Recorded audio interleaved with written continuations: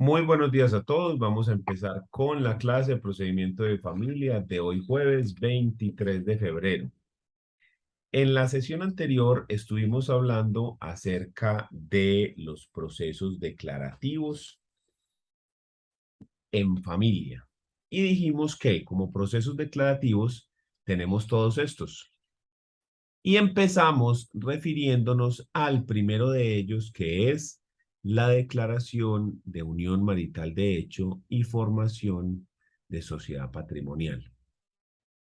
Y entonces ahí analizamos qué es la unión marital de hecho y qué es la sociedad patrimonial, desde cuándo se forma y algunas otras discusiones contemporáneas al respecto de este tema. Y empezamos a hablar de cómo sería en específico la demanda de declaración de unión marital de hecho.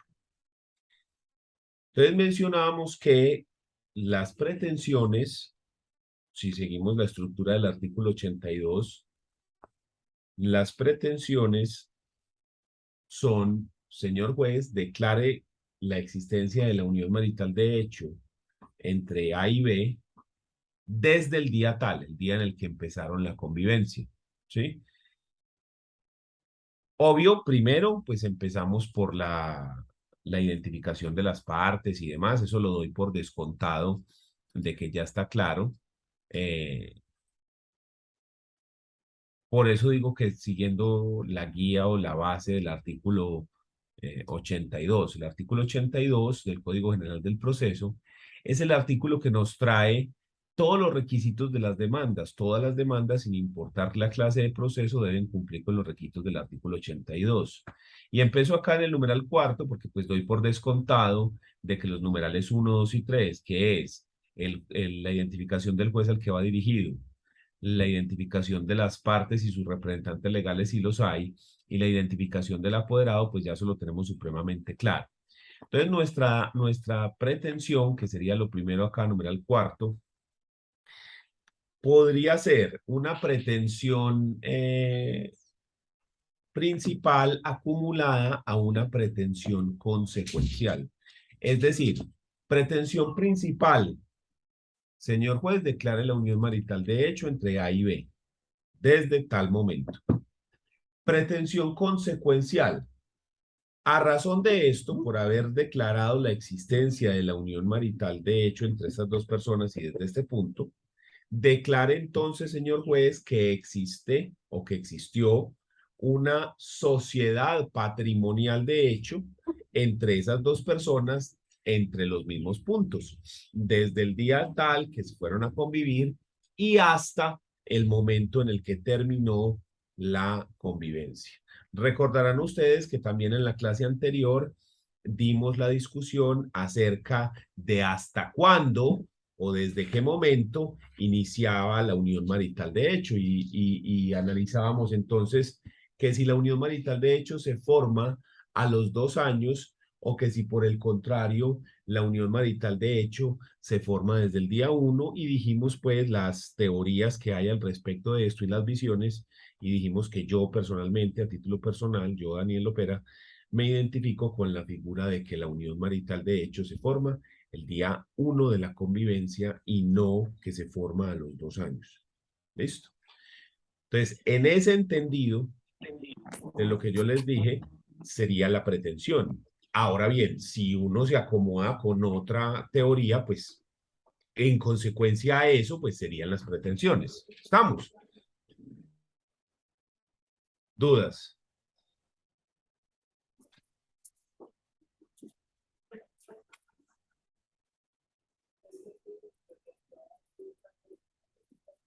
Ok, pensé que iban a preguntar alguna cosa.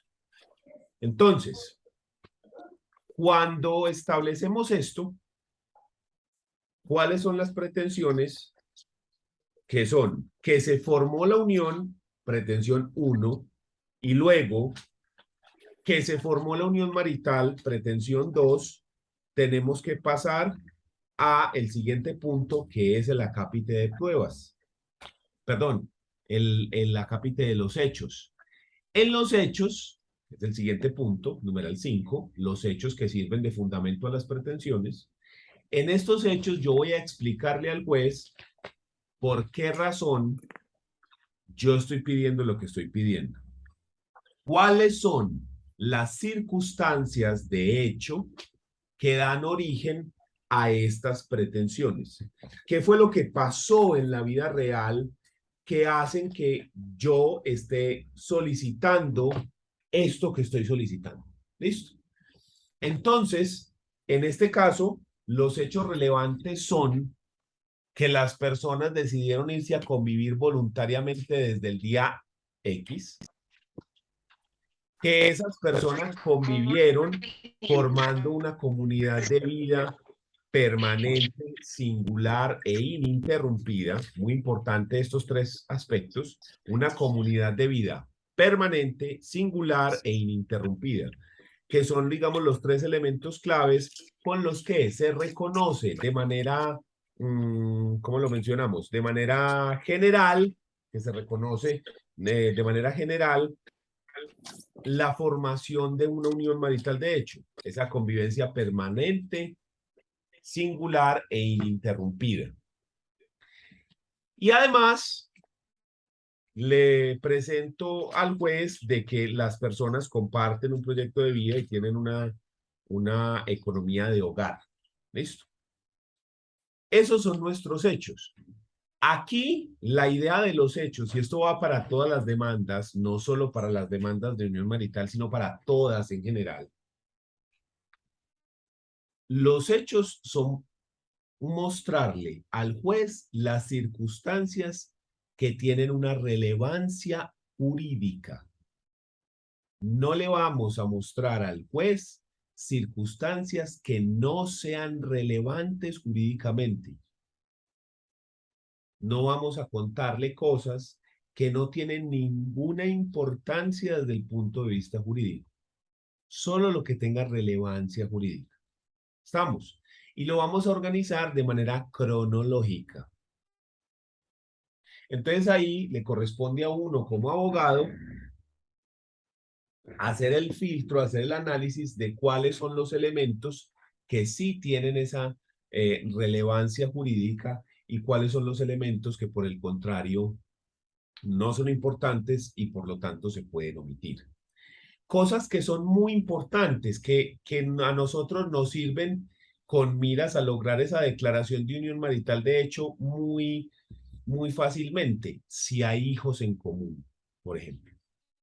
Si la pareja tiene hijos, entonces eso es súper importante porque los hijos son una muestra precisamente de esa comunidad de vida. ¿Estamos? Ese tipo de cosas son súper importantes. A ver, ¿qué otra así? Eh, el lugar de residencia, ¿dónde viven? ¿Sí? Sea privado o sea, perdón, sea propio o sea alquilado. Porque si, por ejemplo, tenemos un contrato de arrendamiento firmado a nombre de las dos personas, pues ahí también eso tiene mucha relevancia. Lo mismo que un contrato de compra-venta de bien inmueble, de la propiedad donde viven, donde se diga, por ejemplo, que Pedro en unión marital de hecho con María. ¿Listo? Lo mismo que otros documentos o alguna otra circunstancia en la cual las personas hayan expresado que son compañeros permanentes. Entonces, todas estas circunstancias nos sirven. Tengamos en cuenta que cuando usted habla de derecho civil, ya le doy la palabra a Jessica, cuando hablamos de derecho civil, las demandas en general tienen una cuestión muy importante y es que tenemos tres eslabones fundamentales. Esos tres eslabones son la pretensión, los hechos y las pruebas.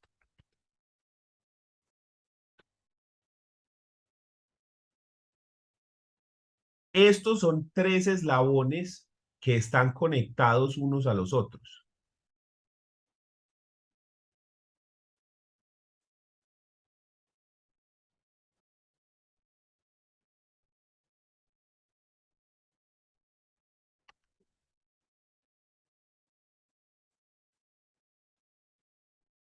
¿Sí? Entonces yo, por ejemplo, en la pretensión,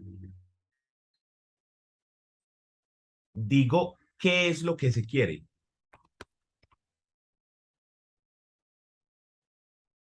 ¿Qué es lo que quiere el demandante con el proceso? En los hechos explico por qué razón se está pidiendo, ¿sí? ¿Cuál fue la motivación de la pretensión? Eso es lo que es el hecho.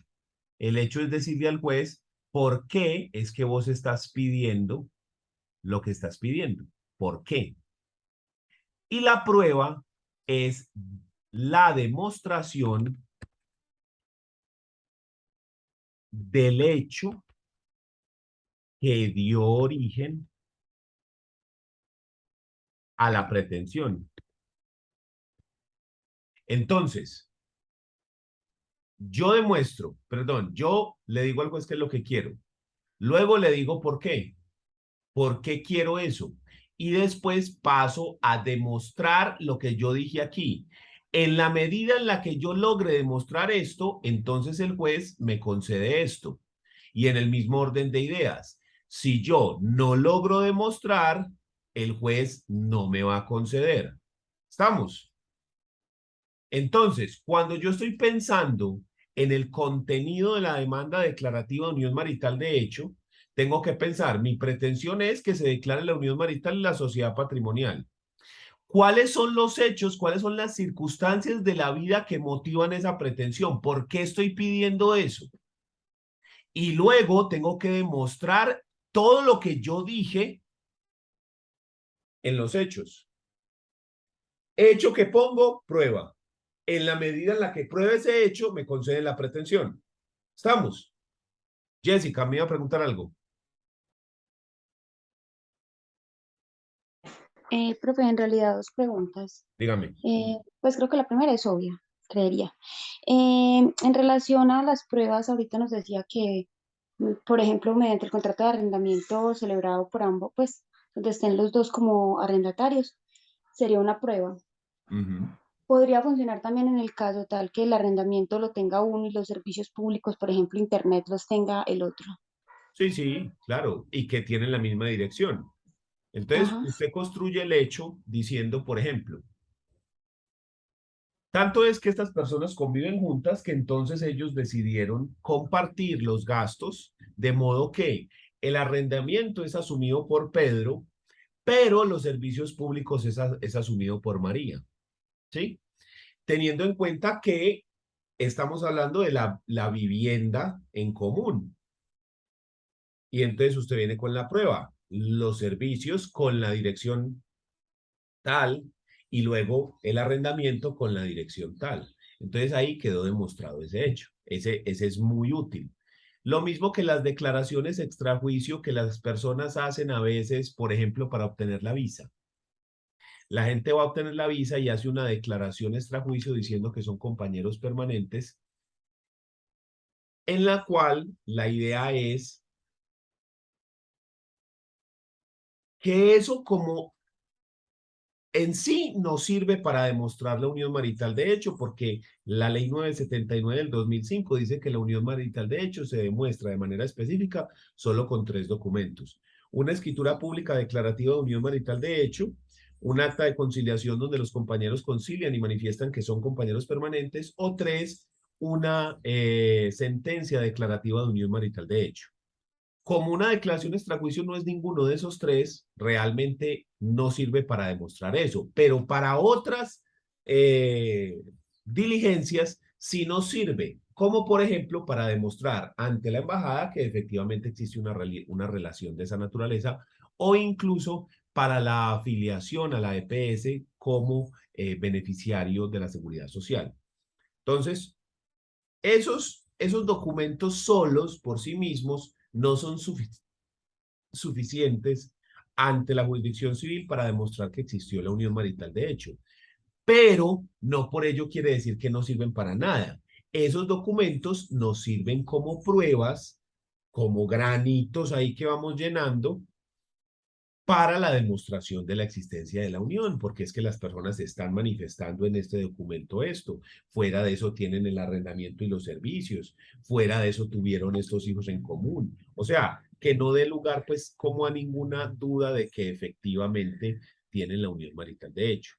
Profe, pero en la clase pasada anunciábamos que si ellos demuestran la convivencia por más de 2 años, entre la convivencia de unión marital por más de 2 años, entonces la ley presume la existencia de la unión y de la sociedad. Entonces realmente yo nada más tengo que demostrar que convivieron durante 2 años. ¿Para qué tanta prueba y tanta cosa? Con tal de que yo demuestre de alguna manera que hay una convivencia de 2 años o superior, estamos ganados. Eso es cierto, pero la experiencia nos ha mostrado a los abogados que muchas veces en este caso es mejor pecar por exceso que por defecto. Es mejor poner unas pruebas de más sin tampoco exagerarse, todos los extremos son malos, ¿sí? Tampoco usted va a llenar esto con 3 millones de pruebas, no, no, no, no. Sin exagerar, nunca sin exagerar, es mejor demostrar un poquito más que simplemente los 2 años de convivencia, ¿sí? Poner cositas adicionales para que no haya lugar a dudas de que efectivamente existía esa convivencia. ¿Listo? Entonces eso frente a las pruebas. ¿Dudas hasta aquí?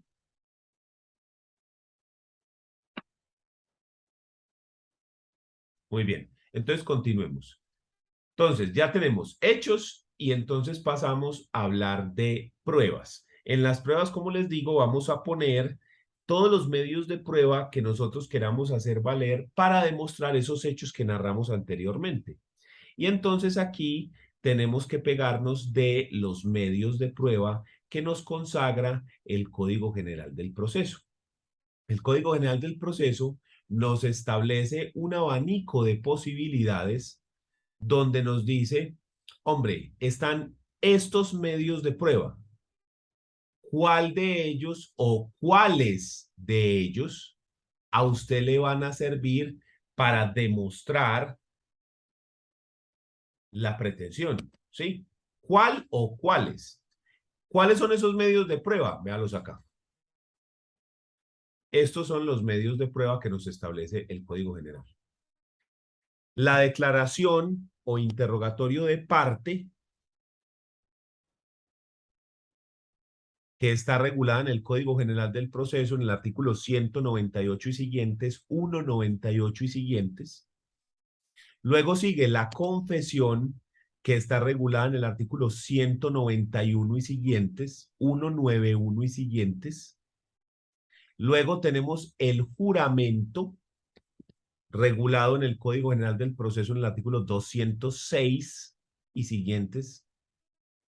Luego viene la declaración de terceros, lo que llamamos los testigos, que está regulado en el artículo 208. Luego está la prueba pericial o el peritaje, que está regulado en el artículo 226 y siguientes. Y luego tenemos la prueba que se llama inspección judicial, que está regulada en el artículo 236, 236 y siguientes. Para pasar luego a la prueba documental, que está regulada en el artículo 243 y siguientes, y la prueba por informes, perdón, la prueba por indicios, que está en el 240, artículo 240 y siguientes, y por último la prueba por informes, que está regulada en el artículo, me fue, es que esto es de otra materia. La prueba por informes, que está regulada en el artículo 275 y siguientes. ¿Listo? Entonces, esos son los medios de prueba. Como le digo, es un abanico de posibilidades. Usted como abogado escoge cuál o cuáles de esos medios de prueba usted tiene que o va a hacer valer dentro del proceso. Pero, pero, siempre tenemos que pensar que los medios de prueba que nosotros vayamos a hacer valer cumplan con los requisitos probatorios, porque si no, no me lo van a aceptar. Esto, como les digo, es tema de derecho probatorio, pero es mejor hacer un inciso aquí y volverlo a explicar para de esta manera estar seguros de que todos estamos en la misma onda, a dejarlo como que usted debió haber sabido esto y si no se lo explicaron de malas y se lo explicaron pues muy bien, tiene usted una ventaja. Entonces, hablemos un poquito de ese tema. ¿A qué me refiero yo cuando digo que las pruebas tienen que cumplir con los requisitos probatorios? Me refiero a que el medio de prueba que nosotros estemos utilizando debe ser conducente, pertinente, útil y legal. Y legal. Sí. Entonces, los requisitos probatorios son conducencia, pertinencia, utilidad y ausencia de prohibición legal. En la medida en la que una prueba cumpla con todos estos requisitos, entonces la prueba es admisible dentro del proceso. Si la prueba no cumple con uno solo que no cumpla, la prueba no puede ser admitida dentro del proceso. Es decir, no es necesario que los cumpla todos. Con uno solo que esté mal, voló la prueba. ¿A qué hacen referencia estas cosas? ¿A qué hacen referencia estos puntos? La conducencia también la podemos definir como la idoneidad. ¿Y a qué se refiere esto? A que el medio de prueba que usted esté utilizando sí sea adecuado para demostrar el hecho. ¿Cómo así? Yo le acabo de decir a usted que existe esta relación de pretensión hecho prueba. Es decir, la razón para la que exista una prueba, la razón para que hayan pruebas dentro del proceso, es porque las pruebas están encaminadas a la demostración de un determinado hecho. Es decir, yo propongo esta prueba porque necesito demostrar un hecho en específico, ¿cierto? Este hecho.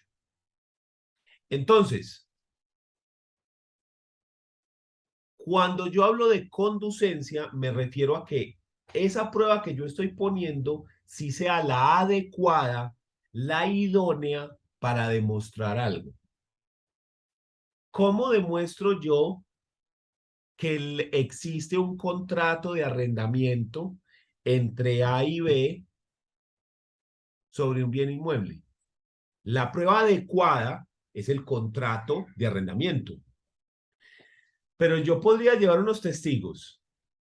Hombre, pues, o sea, sí los puedes llevar, pero esa es la prueba adecuada. No, la prueba adecuada es el contrato, es un documento. Pero podríamos hacer un peritaje, o sea, de poder hacerlo, sí, pero realmente lo adecuado es el contrato. ¿Estamos?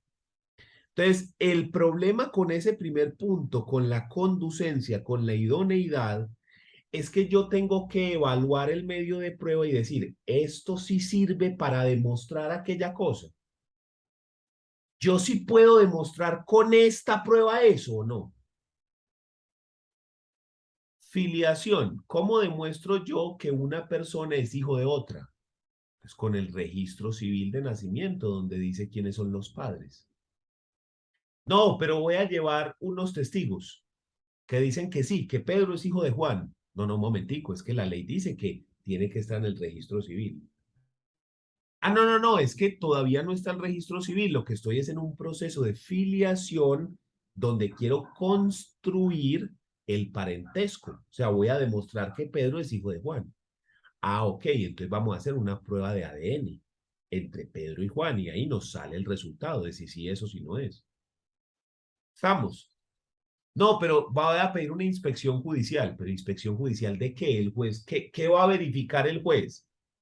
Pues no puede verificar nada que dé a la conclusión de que Pedro es hijo de Juan. Esa prueba no es idónea, no sirve para demostrar ese hecho. La de ADN sí. Entonces, siempre que nosotros vayamos a poner una prueba, lo que les digo, esto es para todo. Siempre hay que pensar en regla de conducencia, pertinencia, ausencia de prohibición legal. Y conducencia es una de las más importantes, y es decir, este medio sí es idóneo, esta sí es la forma correcta, con esto yo sí puedo llegar a demostrar aquello, o no. ¿Estamos? Porque, por ejemplo, hay cosas que solo se demuestran de una forma. Por ejemplo, la existencia de una obligación. Usted solo demuestra en relación con que haya una ley que establece la obligación, o haya un contrato que establezca una obligación, o haya una sentencia o un acta de conciliación que establezca la obligación. Pero si la obligación no está establecida en un documento, llámelo ley, llámelo sentencia, acta de conciliación, no, no, no, venga, vamos a llamar a estos testigos, no, venga, mire los indicios que... No, no, no, no, no. La obligación se demuestra así, punto, no hay otra forma. Y esto a veces resulta problemático, por ejemplo, cuando hablamos de alimentos. Entonces está uno en el consultorio jurídico y llega una persona y dice, bueno, lo que pasa es que quiero que le embargue el 50% del sueldo a mi marido.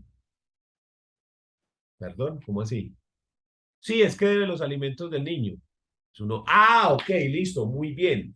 Cuénteme, ¿cuánto es lo que debe el señor? ¿Cómo así que cuánto? Pues los alimentos, pues los alimentos del niño. Sí, sí, pero ¿cuánto es? O sea, 1.000.000, 2, 3, 500, 600. ¿Cuánto debe? Y entonces hacen lo que yo llamo un periquito. ¿Sí? ¿Quién ha visto un periquito en la vida real? Un periquito. Y son como,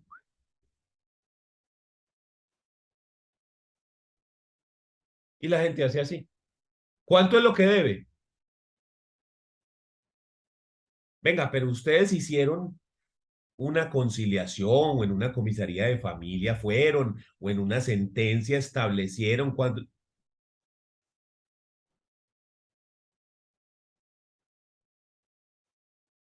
Pero entonces, ¿desde cuándo lo debe? O sea, ¿lo tenía que pagar qué día? ¿Lo tenía que pagar en dinero? ¿Lo tenía que pagar en especie? Él se encargaba de unos...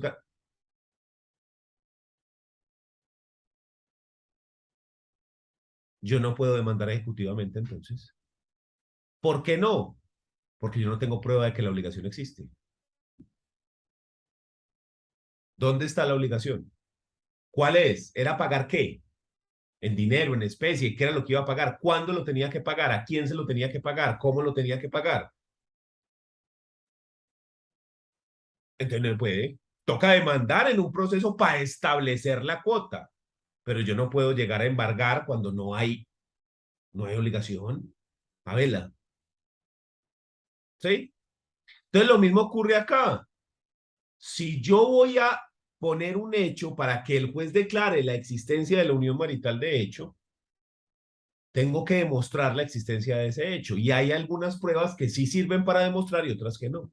Entonces ese es el primer punto, la conducencia, pensar en la idoneidad de la prueba. ¿Estamos? ¿Dudas?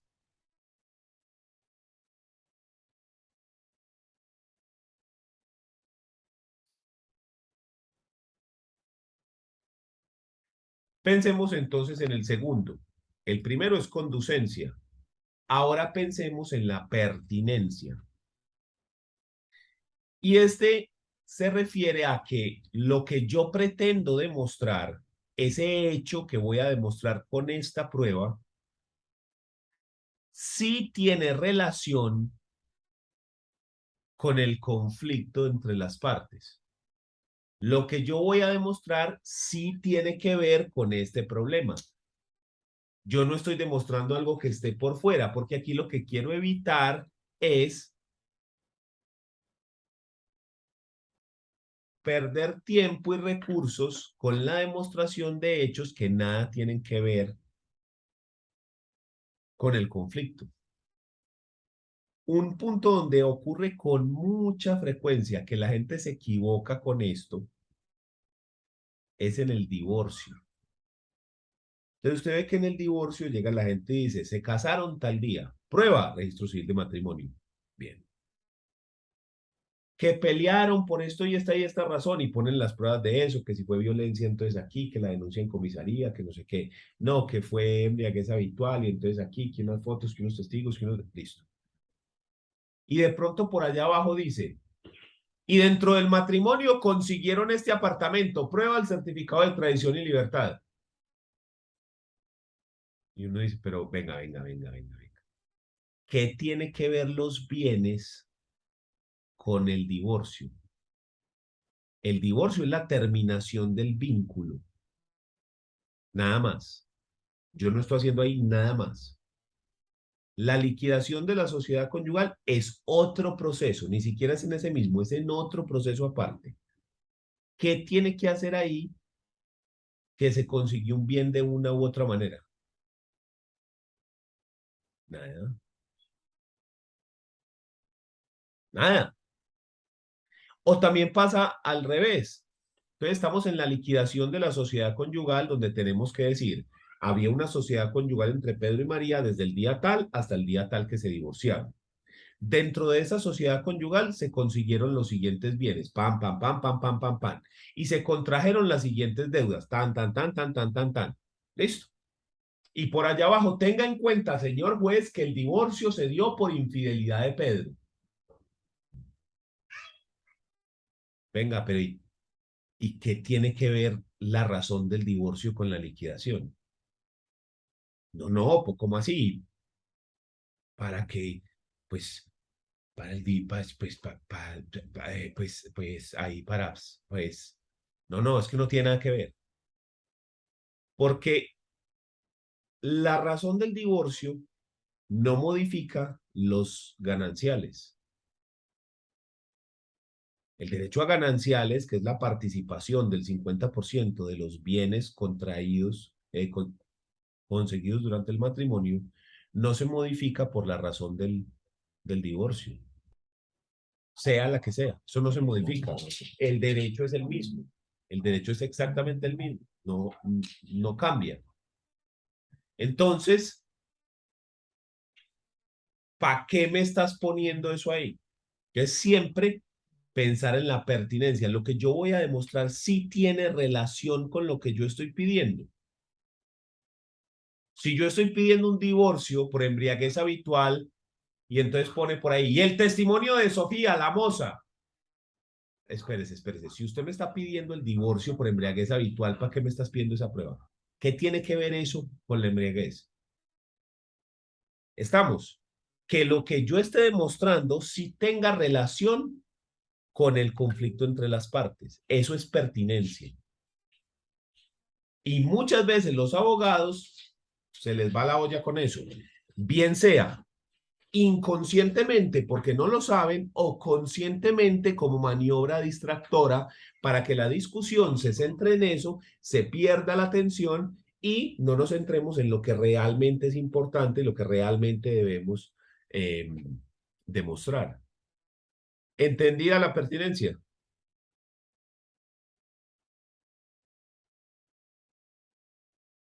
Ok. Pasamos al siguiente. Entonces, ya sabemos qué es conducencia, ya sabemos qué es pertinencia y ahora vamos a pasar a hablar de la utilidad. La utilidad a grandes rasgos se refiere a que lo que yo pretendo demostrar no esté ya demostrado con otra prueba. Es lo que yo, Daniel Lopera, denomino la prohibición de exceso. ¿Cómo así? Imagínense que estamos en un proceso de filiación. Dentro de ese proceso de filiación, solicitamos que se practique una prueba de ADN. Entonces, en la prueba de ADN se hace y aparece que Pedro es 99,999999% hijo de Juan. Pero adicional a eso, usted quiere escuchar a 10 testigos. Venga, la prueba básicamente, la de ADN, ya demostró la afiliación. ¿Para qué los testigos? No, no, no, para que haya más seguridad. No, no, no, no, no, seguridad de nada. Y lo que estamos haciendo es perder tiempo. Entonces, la utilidad lo que hace es evitar que practiquemos pruebas cuando algo ya está demostrado. Mire, le pongo un ejemplo de un caso que nos ocurrió a nosotros. Estamos en la oficina y tenemos una liquidación de sociedad conyugal. Dentro de esa liquidación de sociedad conyugal había una finca. Resulta que esa finca era propia, porque nuestro cliente, el señor, había adquirido esa finca como 10 años antes de contraer matrimonio. Listo. Sin embargo, cuando se va a liquidar la sociedad conyugal y se hace el inventario, llega la contraparte e inventaría la finca como un bien social. Nosotros ahí mismo, venga un momento, ¿cómo así? Objetamos esto porque la finca no es un bien social, es un bien propio, porque fue adquirida antes del matrimonio. Le ponemos como prueba el certificado de tradición y libertad donde está registrado el momento y la forma de adquisición del bien. Y llega la persona y solicita para demostrar que sí era social 10 testimonios diciendo que el bien se compró ya estando casados. Venga, el registro, el certificado de tradición y libertad es el documento público que hacen las oficinas de instrumentos públicos para llevar el control de la propiedad de los bienes. Si en ese documento dice que se compró el día tal por tal persona, se compró el día tal por tal persona. Esa es la prueba idónea en ese caso. Al estar presentado eso, ya está demostrado cómo y cuándo se adquirió. Esos testimonios son inútiles y además de inútiles, inconducentes, porque usted no puede demostrar la adquisición de un bien con un testimonio. Se demuestra con un documento. Uno, el documento que contiene el acto jurídico de adquisición, como la compraventa, la permuta, donación, aporte en sociedad, sucesión, adjudicación en liquidación de sociedad conyugal, etcétera. O con el certificado de tradición y libertad, donde se demuestra que pasó del titular A al titular B tal momento por tal acto. Entonces, esos testigos no solo son inútiles porque ese acto ya está demostrado, sino que además son inconducentes. ¿Estamos?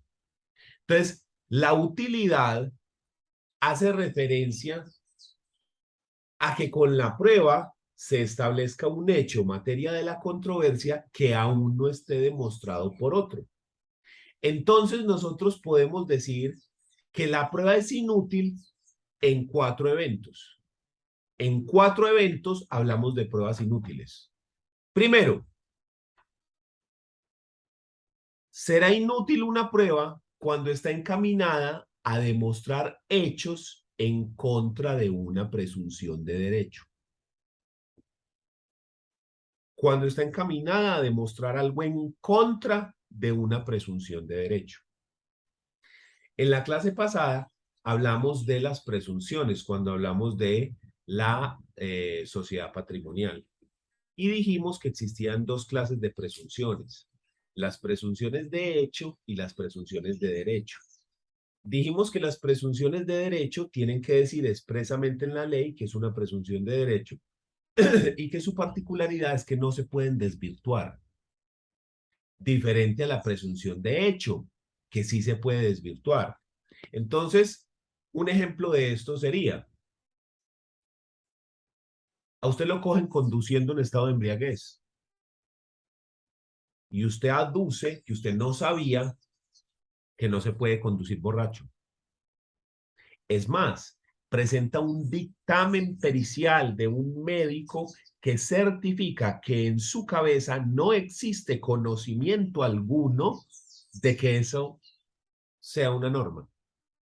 Eso no sirve para nada, porque existe una presunción de derecho frente a la norma, en el cual se dice que la ignorancia de la ley no sirve de excusa. ¿Quiere decir esto que se presume de derecho que todas las personas conocen las leyes, al menos las leyes de carácter nacional? ¿Estamos? Entonces usted puede presentar 500 millones de pruebas, pero usted simplemente no lo puede desvirtuar, no se puede. Entonces, cualquier prueba que esté encaminada a demostrar una presunción de derecho es inútil, porque es que eso ya está aprobado por la presunción. No se puede tumbar. Usted no puede decir que no sabía, no puede, y de malas. ¿Sí? Entonces, ese es nuestro primer evento de una prueba inútil. Segundo evento, que dijimos que eran 4. Segundo, cuando se trata de demostrar un hecho presumido que no está siendo discutido. Entonces, dijimos en la clase anterior que si usted demuestra la convivencia durante más de 2 años, se presume la sociedad patrimonial. ¿Estamos? Y resulta que nadie está discutiendo eso. Los dos cónyuges están de acuerdo que sí, efectivamente convivieron y se formó la sociedad. Sin embargo, usted va a presentar documentos, fotos, peritajes, indicios. No, espere. ¿Para qué todas esas pruebas si nadie está discutiendo la existencia de la sociedad? Los dos están de acuerdo en eso. En que la presunción, ya listo, ya está demostrada la unión. ¿Ya qué más estás pidiendo? Nadie está discutiendo que no sea así. O sea, lo que no queremos es excedernos. Ya la ley lo probó por presunción. ¿Para qué más? Si ya está probado y nadie está discutiendo eso. En este caso, presunción de hecho. Nadie la está discutiendo. ¿Para qué estás probando más? ¿Para qué te estás reforzando? Ya, listo, ya quedó, ya. No hay problema, ya quedó. ¿Sí? Ahora bien, si alguien lo discute, ya, y si es otro paseo. Estamos. Pero si nadie está discutiendo la presunción, opera la presunción y listo, no hay que demostrar nada más. Solamente con la convivencia por 2 años y ya, presumimos todo lo otro. Siguiente, tercer de los 4 eventos que hacen que una prueba sea inútil. Tercero, cuando el hecho está plenamente demostrado dentro del proceso y se pretende con otras pruebas demostrarlo. Por ejemplo, el hecho ha sido confesado, la persona dice, sí, yo lo maté, y queremos practicar otras pruebas para demostrarlo. Entonces, si la confesión ha sido aceptada, quiere decir que ya está probado ese hecho. Yo no tengo que practicar más pruebas, ya ese hecho está probado. Si no fue aceptada, ya eso es otro paseo. ¿Estamos? Pero si algo ya está probado dentro del proceso, yo no necesito volver a demostrar otra vez. No, porque entonces caemos en lo que le estoy diciendo, que nos excedemos y empezamos a presentar y a practicar pruebas para cosas que ya están probadas. Estamos perdiendo tiempo y plata. ¿Estamos? Daniel. Profe, cuando analizábamos el numeral 2 pues que aquí en mención, cuando no hay la presunción, pero el hecho no está siendo discutido, hay la necesidad de probar. O sea, no estaríamos ante... Pero ahí tenemos un problema, Daniel. ¿Cuál es el problema? Si no en los 2 años, el hecho está probado.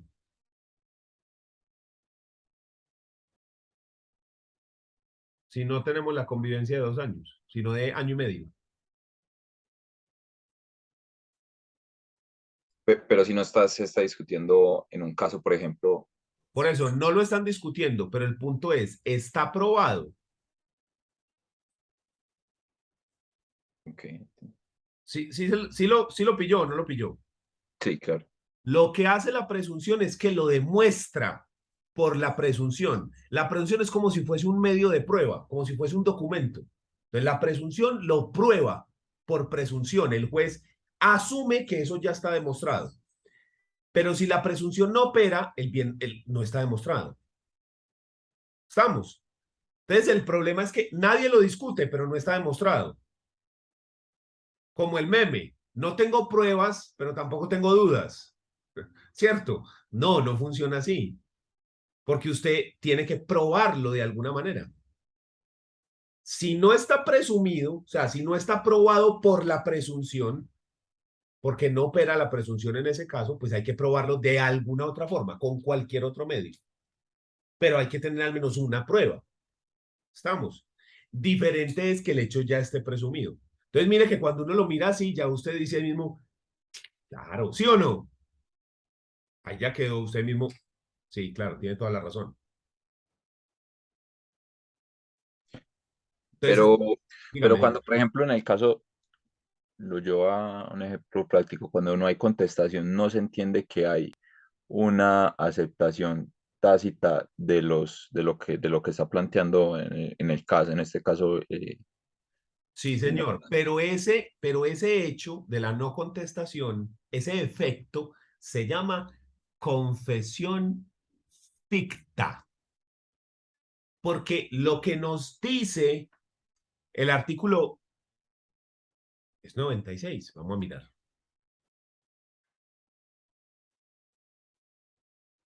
Ah, aquí.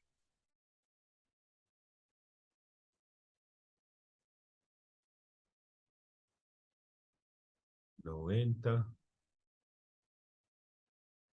93.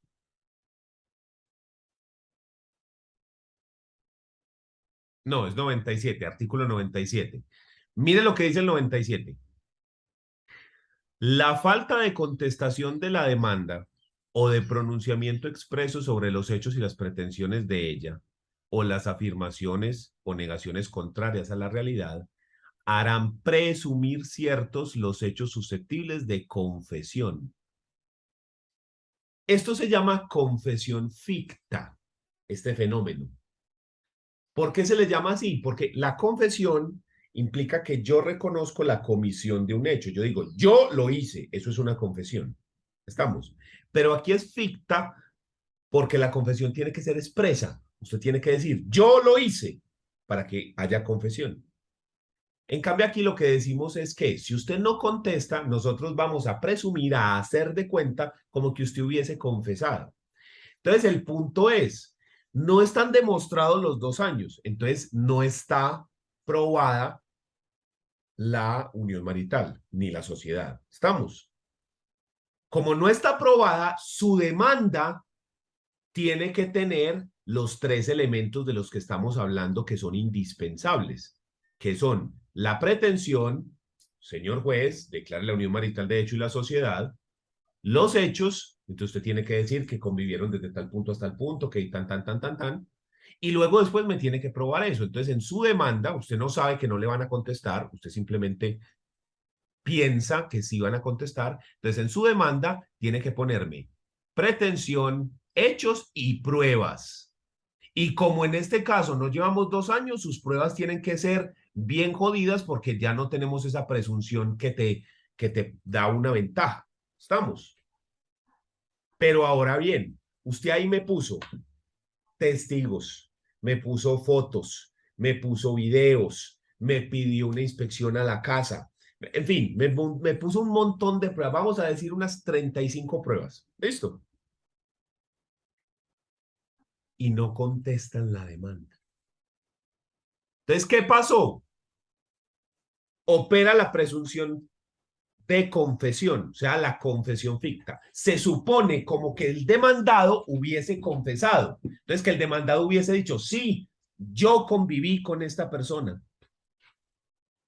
Entonces ahí la unión marital pasó a estar demostrada. ¿Pero por qué razón? Por esa confesión ficta. Pero sí está probada, pero por la confesión ficta. Entonces aquí viene la cuestión.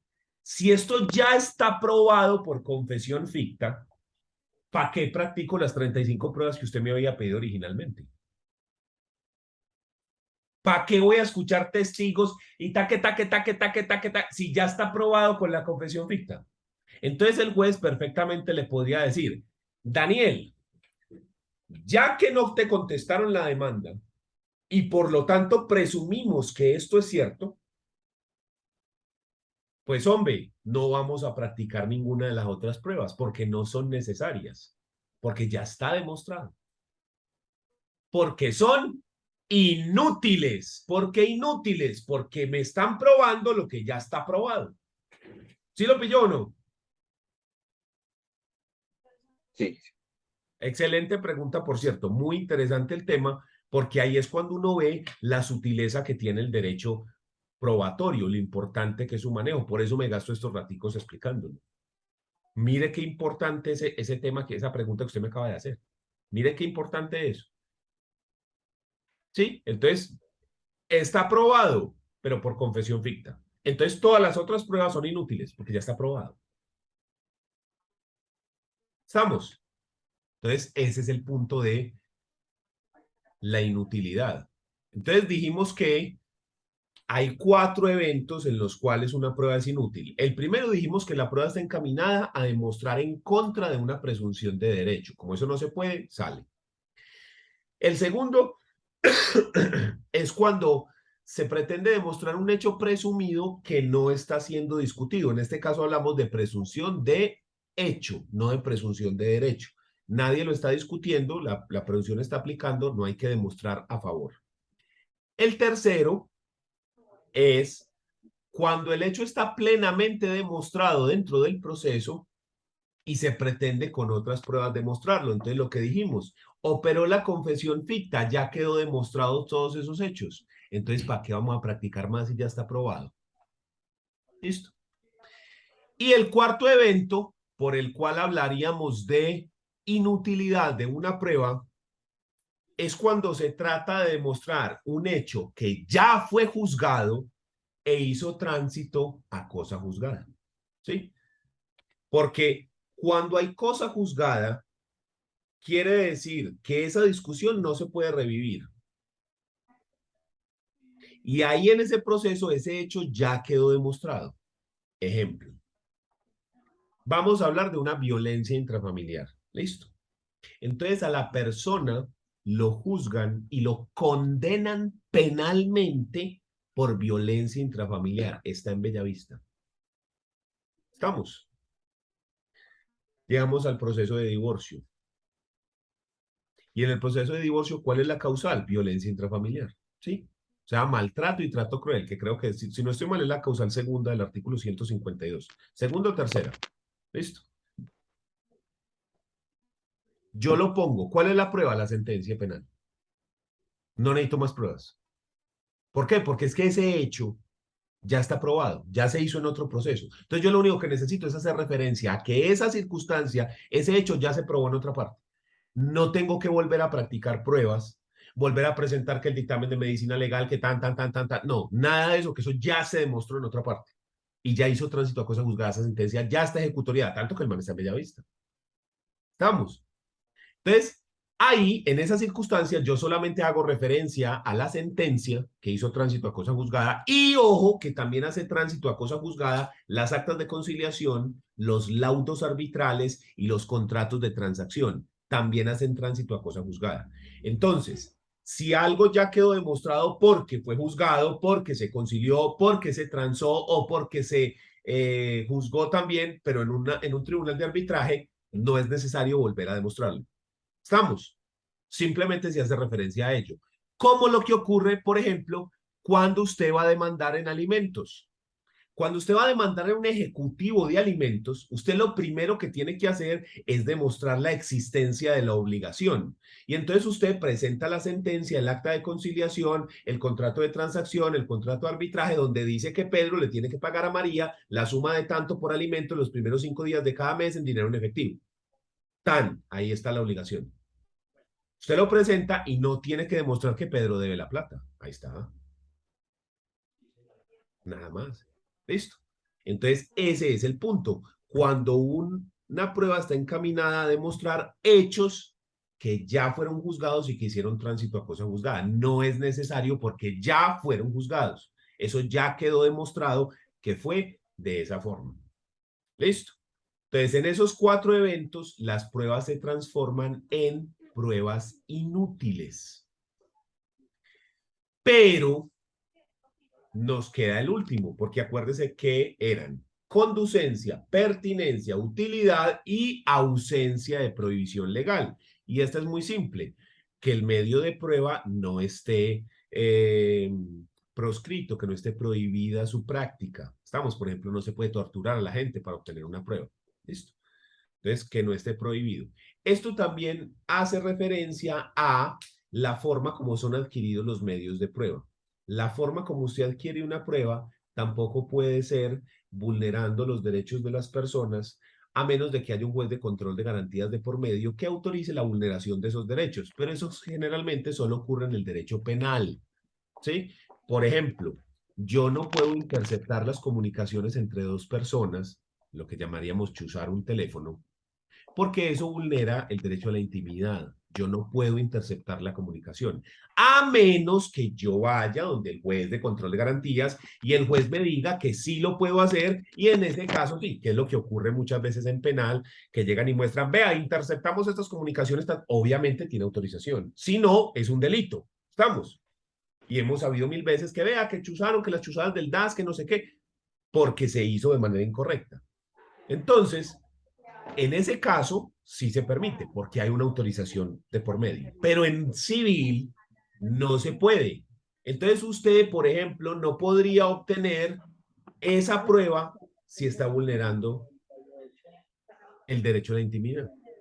¿Estamos? Y esto va, por ejemplo, para mensajes de WhatsApp, que se le metió al WhatsApp, que se sabía el código, que se dejó el correo abierto, que ese tipo de cosas no se puede. No se puede hacer. ¿Qué más, querida? ¿Cómo te ha ido?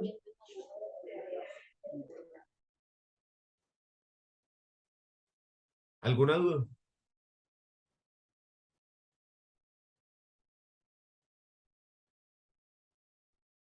Muy bien. Entonces, todo esto porque estamos hablando de la unión marital. Entonces dijimos que declaración de unión marital de hecho, pretensiones que se declare la unión y una pretensión consecuencial, que es que se formó la sociedad patrimonial. Luego dijimos los hechos en los cuales se basa y las pruebas de los mismos, teniendo en cuenta que la unión marital de hecho como, digamos, institución o como elemento, es un contrato consensual, también lo habíamos mencionado en la clase anterior, es decir, que depende única y exclusivamente de la voluntad de las partes. Es diferente al contrato matrimonial, que es un contrato solemne que implica la realización de unos actos específicos. Y esos actos específicos son los que le otorgan la prueba. Cuando es un acto consensual, la prueba es más compleja porque depende solo de la voluntad. Por eso es que aparece la famosa presunción de los 2 años, para facilitarlo, porque probar los actos consensuales es muy jodido. Piensa en laboral. ¿Se puede en Colombia, está permitido el contrato laboral de forma verbal? Sí. Probarlo, muy difícil. Entonces, que el contrato realidad, que una cosa, que la otra, pero es muy jodido. Por eso lo mejor es que haya el contrato escrito. ¿Estamos? Pero se puede, sí. Lo que pasa es que es muy complejo demostrarlo. Ese es el asunto. Es una situación, la unión marital de hecho, es una situación que la ley protege. ¿Y de qué forma la protege? Confiriéndole derechos y obligaciones a los compañeros permanentes similares a los derechos y obligaciones que tienen los cónyuges dentro del matrimonio solemne. Entonces, por ejemplo, tenemos derecho de alimentos para los compañeros permanentes. Tenemos seguridad social, tenemos vocación hereditaria que implica recibir herencia en el segundo y tercer orden hereditario. Y tenemos también el derecho a la porción conyugal en el primero, segundo y tercer orden hereditario.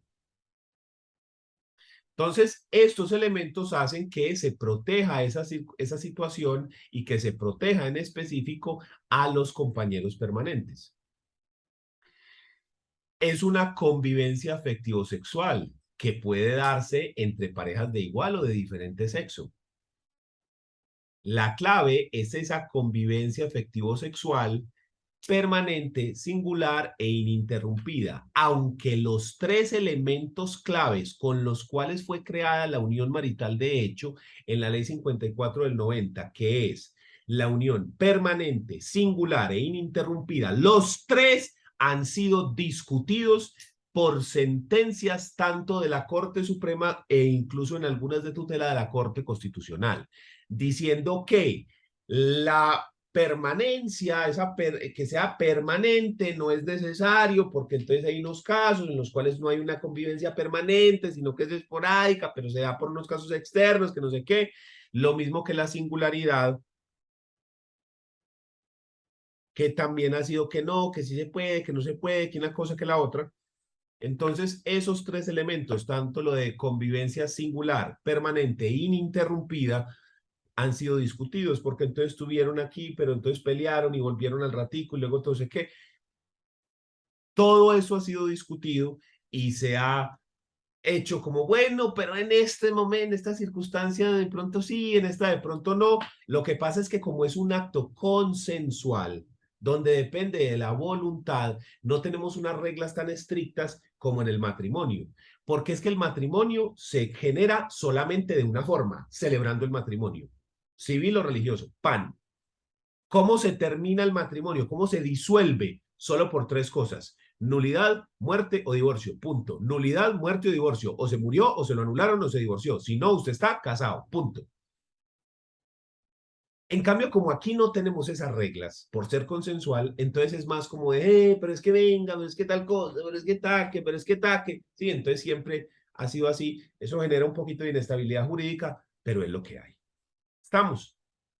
Y por último, aquí en este cuadrito, se termina, la unión marital de hecho se termina por la separación física definitiva, que puede ser por la decisión de ellos de separarse o por circunstancias como la muerte. Si uno de los dos compañeros permanentes fallece, entonces se terminó la unión marital de hecho, o por la cesación de efectos civiles por escritura pública en notaría, que esto era algo propio del matrimonio religioso, que es básicamente el divorcio del matrimonio religioso, se llama así cesación de efectos civiles de matrimonio religioso, pero se amplió esta cesación de efectos civiles como si fuese pues un divorcio de mutuo acuerdo para la unión marital de hecho, de forma que los compañeros permanentes pudieran hacer, si así lo desean, un acto solemne para la terminación de la unión marital que tenían. Y de esta forma, pues evitarse discusiones futuras sobre el momento, la terminación, etcétera, de la unión marital. Entonces se puede, no es necesario, pero se puede hacer la cesación de efectos civiles de la unión marital de hecho por escritura pública. ¿Listo? ¿Dudas frente a la unión marital?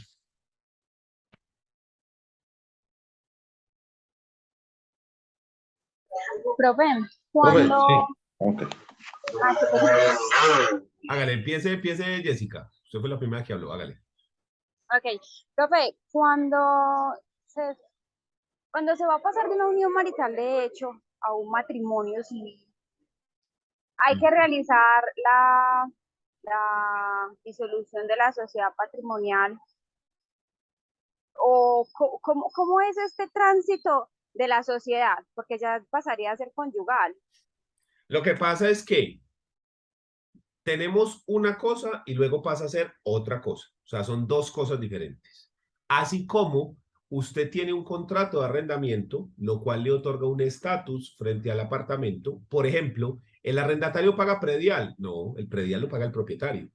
¿Estamos? Pero resulta que esa persona compra el apartamento. Entonces aquí pasa a otra circunstancia donde hay otras condiciones diferentes, donde hay unos derechos y obligaciones diferentes. ¿Estamos? Entonces, ¿qué pasa? ¿Hasta cuándo llegó el contrato de arrendamiento hasta el momento en el que se hizo la compraventa del inmueble. ¿Estamos? ¿Hasta cuándo tenía usted que pagar un canon de arrendamiento? Hasta el momento en el que se hizo el contrato. A partir de ahí ya surgieron obligaciones nuevas y se acabaron las otras. Lo mismo ocurre con esto. Entonces usted tenía una unión marital de hecho hasta que contrajo matrimonio. Hasta ahí llegó la unión marital de hecho y hasta ahí llegó la sociedad patrimonial. En este orden de ideas, entonces en ese momento hay que liquidar esa sociedad patrimonial porque esto ya quedó en el pasado, esto ya es otra cuestión diferente y ya a partir de este momento se generó una nueva, que es una sociedad conyugal y un matrimonio, es una circunstancia nueva. Aunque los efectos son casi los mismos, no es lo mismo, ¿sí? Porque son dos instituciones totalmente diferentes. ¿Estamos? El problema radica con el término de caducidad o prescripción, dependiendo desde qué punto lo estemos mirando, que hay para la unión marital. Se dice que terminada la convivencia desde la separación definitiva de los compañeros, estos cuentan con un año para solicitar la declaración de la unión en caso de que no esté y liquidar la sociedad patrimonial, so pena de perder los derechos patrimoniales. Quiere decir esto que si en un año las personas que eran compañeros y que ya no lo son, porque ya son cónyuges, o porque se separaron, o porque uno se murió, la cuestión es que ya no son, llegó un momento en el que dejaron de ser compañeros permanentes, tienen un año. Si no lo hacen, pierden los derechos patrimoniales. ¿Quiere decir esto qué? Pierde el derecho de herencia, pierde el derecho a gananciales. Esta es una diferencia gigantesca con la sociedad patrimonial, con la sociedad conyugal. Porque el derecho a gananciales de la sociedad conyugal no se pierde por nada, ni siquiera por matar al cónyuge, que eso es algo que se debería modificar, por cierto.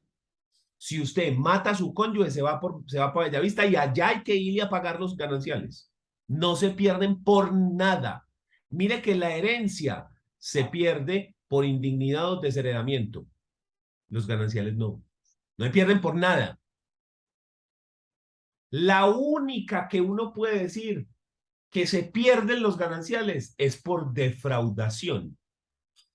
Si usted realiza una maniobra defraudatoria para su cónyuge, se aplica la sanción del artículo 1824 del Código Civil, 1824, que dice, aquel de los dos cónyuges que sustraiga, distraiga o oculte bienes de la sociedad conyugal perderá su derecho en ellos y deberá restituir su valor doblado. Entonces, la única forma de perder los gananciales sería eso, que yo haga maniobras defraudatorias y entonces pierdo como consecuencia de un proceso, no es automático, como consecuencia de un proceso pierdo los derechos que tenía ahí, los derechos gananciales.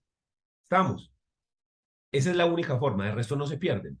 Entonces, mira la diferencia. En la unión marital, si no demandas a tiempo, ¿sí? Entonces, cuando las personas se casan, tienen que liquidar, porque si no, los bienes que estén en cabeza de cada uno quedan de ellos. A menos que hiciesen, por ejemplo, unas capitulaciones donde digan que esos bienes que están a nombre mío los vamos a aportar a la sociedad conyugal. ¿Sí? O que liquidemos la sociedad, entonces liquidamos ahí la sociedad patrimonial y emprendemos una nueva. Sería el asunto.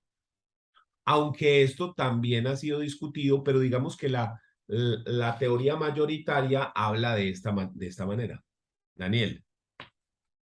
No, profe, justamente eso último que acabas de decir, que hay sentencias que han reconocido pues incluso el tiempo de compañeros permanentes, aunque después contraigan matrimonio, que ese para mí sería el sentido más claro y evidente, pues la vida en común sigue, aunque la figura cambie.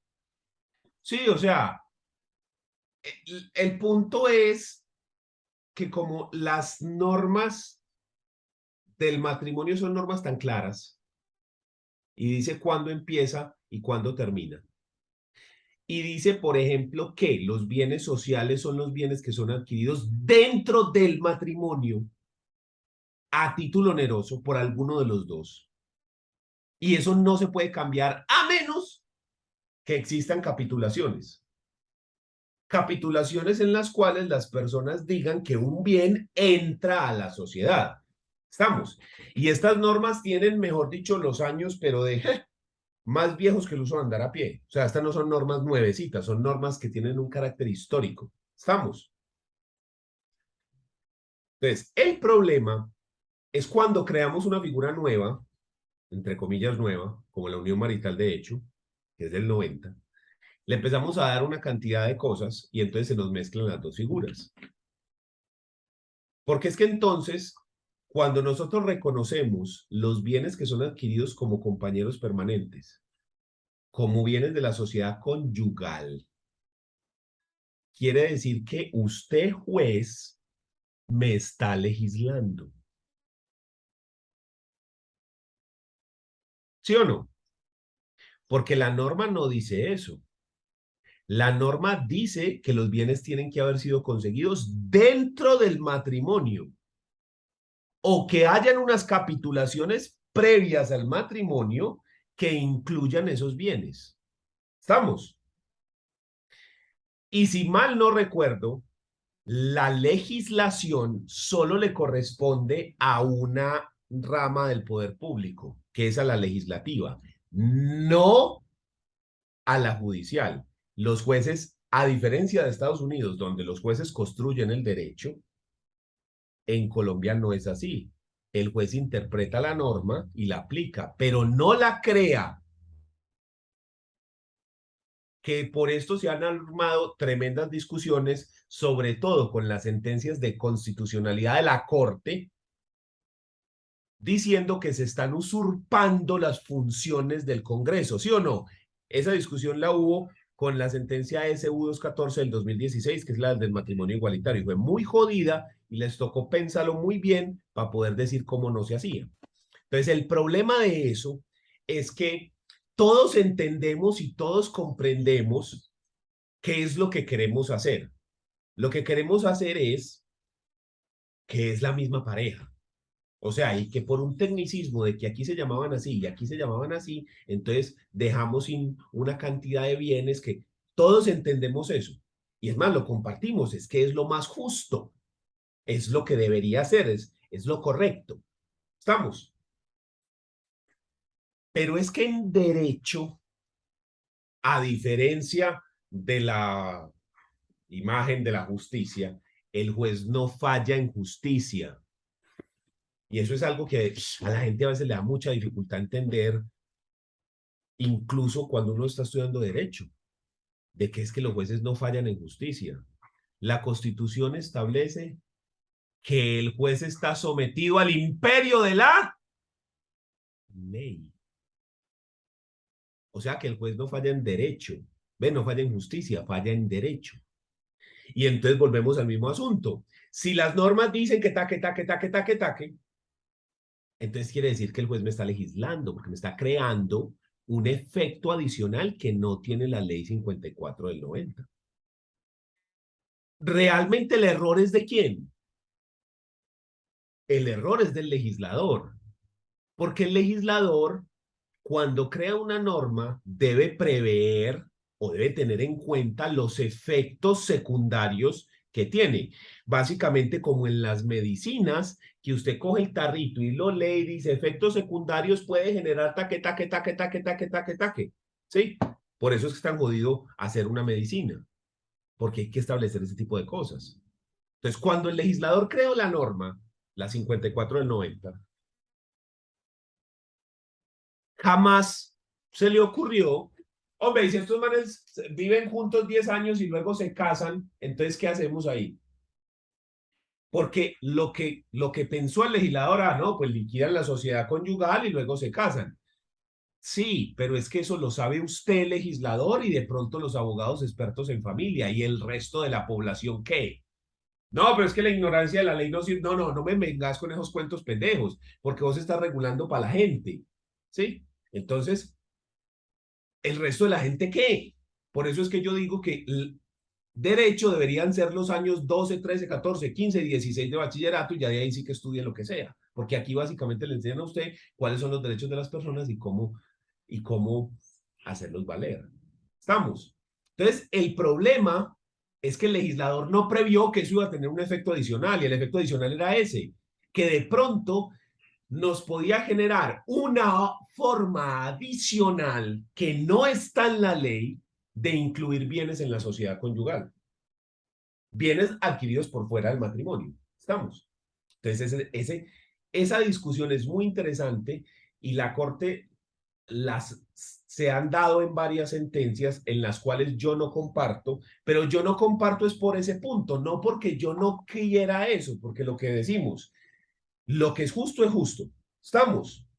Pero si nos vamos a nosotros a meter en un sistema donde las reglas son estas y vamos a respetar estas reglas, tenemos que respetar estas reglas, cuéstelo lo que nos cueste, porque esa era la idea, ¿sí? Si no, entonces más bien metámonos en un sistema como el americano, donde el derecho se va construyendo por los jueces y así no tenemos esta clase de problemas. Pero es que nosotros mismos dijimos que ese sistema no nos gusta, ¿sí? Sino que preferimos un sistema diferente. Ese es el problema. Cuando yo quiero darle efectos a la ley que no los tiene, tendría que ir al Congreso. No debería pasar por el juzgado. Daniel. Pero mirándolo desde una perspectiva más desde la sociedad patrimonial que de la vigencia del matrimonio, pues la sociedad patrimonial para mí, aunque se puede analizar también y se puede criticar, sigue vigente porque hay vida en común de manera singular, es la misma persona, permanente, ininterrumpida. Que tenga un año después de que se termine esa vida en común y el matrimonio tenga 10, pues ya es una diferencia, Es que pero el ya problema fue depende. ese término. Es que el problema es ese término. Piénselo bien y verá, Daniel. ¿Para qué ese término? ¿Para qué? Si usted quita ese término, no importa. Porque entonces usted lo que hace es, listo, liquidamos el matrimonio desde aquí hasta aquí. Ah, negros, pero es que ustedes tenían una unión marital. Venga, liquidémosla también de una vez. Si quitamos el término, se acabó el problema. Toda esta discusión se elimina quitando el término. Entonces la pregunta es, ¿cuándo se les ocurrió poner el término? ¿Para qué? ¿Para qué? Entonces dice que se puede usar como estrategia para defraudar. Claro que se puede utilizar como estrategia para defraudar. Claro. Usted se casa con un abogado y el abogado sabe esto y ¿qué hace? Vea, ahí mismo de una, lo clavan, mijo. ¿Sí? Pero toda la discusión es por el término, ni siquiera es por la regulación que yo te estaba diciendo del matrimonio, es por el término. Porque es que usted elimine el punto del término y ya no nos importa. Porque lo que vos decís es cierto, no, pero es que mira que siguen conviviendo, entonces las reglas de la sociedad siguen y todo lo que vos querás. Perfecto. Entonces uno puede decir, listo, sí, pero entonces tenemos dos cosas, tenemos sociedad patrimonial y sociedad conyugal, cómo se liquidan esas dos que están a la misma vez, tan, y entonces ahí ya la discusión es si pueden haber las dos, que era lo que discutíamos la vez pasada de la concurrencia, ¿se acuerdan? Vea, toda esa discusión no la ahorramos quitando el término. Y es lo justo, hombre, ¿por qué le vas a dar un año para liquidar a esta persona? En un año la persona está haciendo todavía el duelo de que la relación se perdió. ¿Y de dónde va a sacar la información esa persona si no es abogado? Es que para ver familia en derecho, usted tiene que estar en los últimos años. O sea que se demora mínimo 3 o 4 años para ver familia y que le enseñen esto. O sea que ni así la persona empieza a estudiar derecho para poderse divorciar en la unión marital y alcanza el tiempo. O sea, es que no tiene sentido. Debería ser mínimo, pues mínimo 5, mínimo. Pero para mí no debería existir término. Si no existe el término, ya. Pero ahí está la discusión. Es decir, y hay que mirar cuáles son las herramientas de la Corte. Pero lo que le digo, yo no estoy de acuerdo con esas sentencias por eso, porque es que las normas y nuestro sistema funcionan de una manera. Que yo no esté de acuerdo no quiere decir que yo no lo comparta, lo entienda Y hasta que me gustaría que fuese así, eso es otra cosa. Pero cuando usted me pregunta jurídicamente hablando usted, no, me parece que es una defecio. ¿Sí? Tan simple como eso. Jessica, que usted tenía la mano levantada, aunque me lo escribió, pues. Ah, no, profe, precisamente era para eso, para eh, decir pues que se puede utilizar como estrategia para defraudar, porque el otro puede no tener conocimiento de ello, y simplemente yo convivo 10 años, conseguimos inmuebles durante, no sé, o sociedades, lo que sea, negocios durante todo este tiempo, nos casamos, dejo que transcurra un año, ya pues simplemente me divorcio, dentro de la sociedad conyugal no hay nada, y ya, todo es mío. No, es que es muy fácil, vea. Aunque hay una maña que funciona para unas cositas, pero no para todo. Párale pues bolas.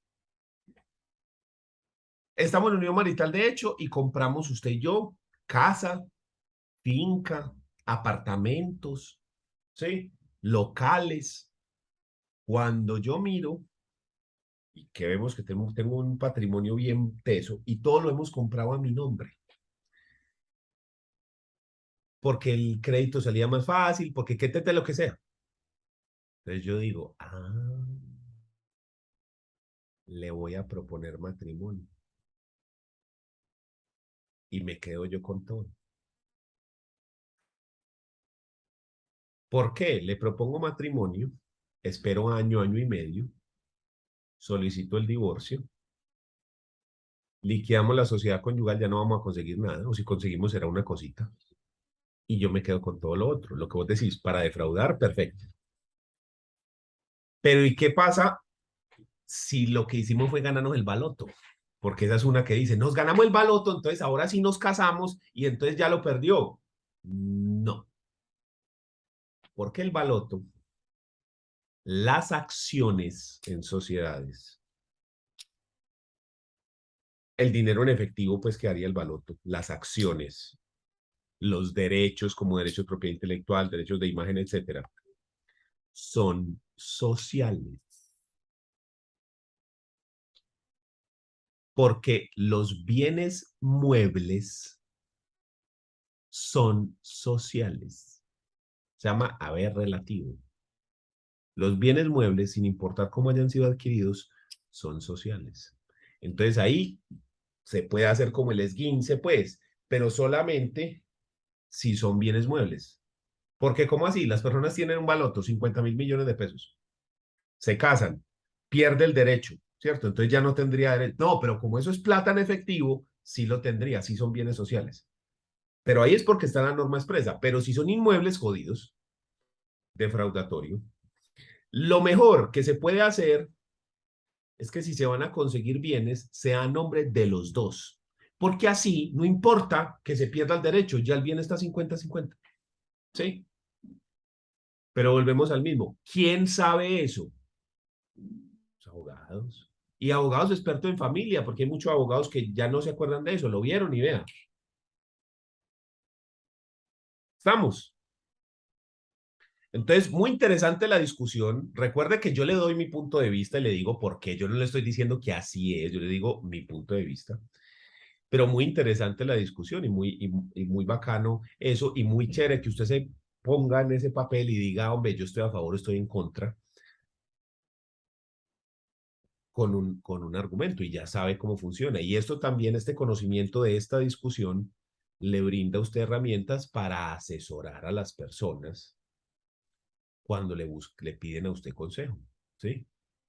Amiga, vení que me voy a ir a vivir con mi novio. Ven y yo te cuento unas cositas de esto. Pues no es por nada, pero para que vos lo tengas claro, para que se pase este asunto. Yo les cuento una historia. No sé si ya se las había dicho, pero yo siempre la cuento porque a mí eso me marcó, me pareció demasiado particular que me tocara hacer esto. Entonces, la he contado tantas veces que ya no sé si yo la conté aquí. Yo soy casado por la Iglesia Católica, ¿cierto? Entonces, cuando uno se va a casar por la Iglesia Católica, tiene que hacer un cursillo prematrimonial. ¿Listo? Que vas a una iglesia donde ofrezcan el cursillo, no en todas lo ofrecen, y lo hacen ciertos días del mes y le dan a uno pues como unas clases hablando del matrimonio, la importancia del matrimonio como institución, como familia, como no sé qué, todo desde el punto de vista muy religioso. ¿Listo? Entonces yo lo hice en el Parque de Belén. Sí, en la iglesia del Parque Belén, a un lado, tienen una casa con un salón muy bonito y ahí estuvimos como 2 o 3 sábados, no me acuerdo. Y entonces ahí nos hablaron de todo y hablan diferentes personas, habla el párroco, hablan personas de la comunidad y así, varias personas hablan así, pero casi siempre son personas de la comunidad o que pertenecen a la parroquia. Estamos. Entonces, hicieron varios ejercicios ahí, toda la cosa. Hasta que empieza a hablar un muchacho, al final, ya terminándose, faltaba como el último módulo, acerca de la sociedad conyugal. Entonces, yo me acuerdo, como si fuera ayer, me casé ya hace 7 años, que estaba yo en la parte de atrás del salón. Eran como unas que, por ahí 50 parejas, de 30 a 50, por ahí. Yo estaba al final. Y empieza ese man a decir unas barrabasadas. Ay, hermano. Hombre, no era abogado ni nada, era una persona normal de la comunidad, pero empieza a decir unas barrabasadas. Empiezo yo así como a retorcerme, como que me estuvieran dando puñalada. Y mi esposa dame codazos ahí, así me, ¿qué hubo, pues? ¿Qué hubo? Deja de hacer caras. Ven, mira, ¿qué hubo? Hasta que me dijo berraca y se voltea y me dice, si te choca tanto, entonces anda para ti, da la voz. Y yo, ¿qué me has dicho? Docente, abogado, venga a ver. Pues me paro, me voy por un ladito y me acerco al man, el micrófono ahí, el man sudando ya barriles de petróleo porque la gente le empezaba a hacer preguntas y que estaba metiendo las patas y cada vez con el lodo más hasta acá. Entonces el man ahí, hasta que me acerco por un ladito y le digo, negro, yo soy abogado de familia, te ayudo con este tema. Y el man me mira con esa cara como de, ay, sí, gracias. Me da el micrófono a mí. Y me puse a dar una clase de familia. Bueno, muchachos, vea, la sociedad conyugal, taque, taque, taque, taque, taque. Entonces yo di mi propio cursillo prematrimonial. O sea, yo me di clase a mí mismo. Y eso, levantaban las manos y preguntaban y taque, taque, taque. Y nos quedamos ahí como 2 horas y media, dele que dele, tan, tan, tan, preguntando una cosa a la otra, tan, tan, tan, tan, tan. Porque la gente no sabe, tienen idea. ¿Quién sabe? Los poquitos que somos privilegiados de haber estudiado esta vaina. Entonces, ¿qué? Venga, a ver, taque, taque, taque, taque, taque, taque. Por eso. Vea. Entonces, yo siempre cuento esa historia porque es muy particular que me tocó a mí darla. Ahí se las dejo, pues. Lastimosamente no quedó registro de eso. Me hubiera encantado, por ejemplo, que mi esposa me hubiera tomado fotos ahí para mostrarle la prueba de que es cierto, de que yo me paré a dictar eso. Es que fue muy, muy particular ese asunto. Pero bueno, así fue.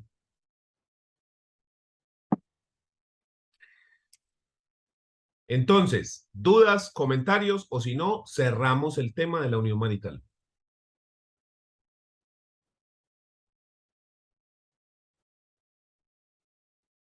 Profe, ¿alguna sentencia de unificación que conozcas sobre el tema en general de que sea relevante?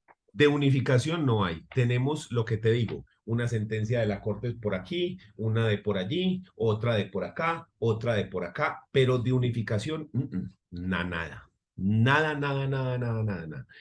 Estamos en mora seriamente de que hubiese una sentencia de unificación que dijera, vea, las vainas son esas así, tan, sí. O mejor aún que una sentencia, sería una nueva ley. Es decir, tenemos la ley 54 del 90, que crea la unión marital, tenemos la ley 979 del 2005, que modifica esa y le pone otras cositas, pues una nueva del 2023, que dijera, vea, vea, vea, la vaina es así, la unión marital la forman tales y tales, como dijeron las sentencias estas, se forma desde el día tal, a los 2 años se presume, si no tiene 2 años, ta, ta, ta, ta, ta, las reglas son tan, tan, tan, tan, si se casan tan, tan, tan, tan, tan, tan, todo en una ley, pa, pa, pa, pa, pa, pa, pa, pa, pa, pa.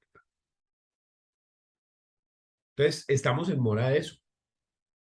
Porque en este momento, ¿qué es lo que toca hacer? Empezar a hurgar, hermano, y empezar a buscar, ve, mira por aquí, ve, mira por acá, ve, mira por acá, y así. Porque no hay nada. O sea, tenemos las leyes, pero las leyes de la unión marital son las sentencias de constitucionalidad que regulan aspectos muy específicos y las otras sentencias que para casos concretos. Entonces, el problema es que muchas de esas sentencias todavía no son precedente judicial obligatorio. Recordemos que el precedente judicial obligatorio son 3 sentencias en el mismo sentido y ahí sí se vuelven obligatorias. Pero ni siquiera tenemos eso, porque entonces esto pasó una vez y quedó por allá. Esta otra circunstancia pasó otra vez y quedó por allá. Y esta otra circunstancia pasó y así. Entonces, muchas de ellas ni siquiera son precedentes. Precedente obligatorio, pues. Ese es el problema. ¿Alguna otra cosita o nos vamos de tema?